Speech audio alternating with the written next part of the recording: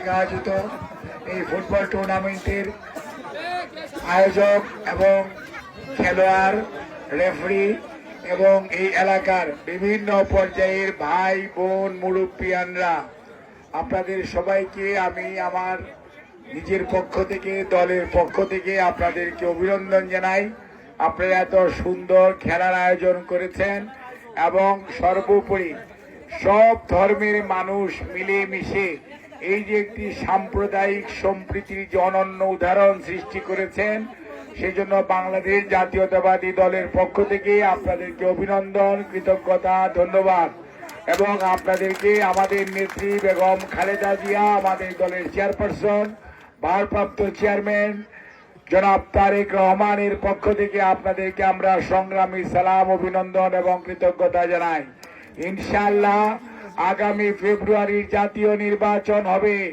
এই নির্বাচনে আপনারা সবাই, হিন্দু, মুসলমান, বৌদ্ধ, খ্রিস্টান, বাঙালি, গারো, সাঁওতাল, মারমা, আমরা সবাই যারা আছি, আমরা সবাই এই এলাকার নবাবগঞ্জের এই গোলাপগঞ্জ ইউনিয়নের বাসিন্দা, আমরা সবাই মিলেমিশে ধানের শীষের পক্ষে আগামী দিনে আমরা আমাদের রায় দিব এবং এটার মাধ্যমে ধানের শীষকে আপনাদের সেবা করার সুযোগ দিবেন। আমরা আপনাদেরকে কথা দিচ্ছি, এই স্পোর্টিং ক্লাব সহ এই এলাকার মা বোনদের এর সহ এবং মুরব্বিয়ানরা যারা আছে, আপনাদের উন্নয়ন, অগ্রগতি, রাস্তাঘাট, স্কুল, কলেজ এবং শিক্ষা এবং চিকিৎসার সুবন্দোবস্ত যেটুকু করা প্রয়োজন, বাংলাদেশ জাতীয়তাবাদী দল সব সময় আপনাদের পাশে থেকে করবে।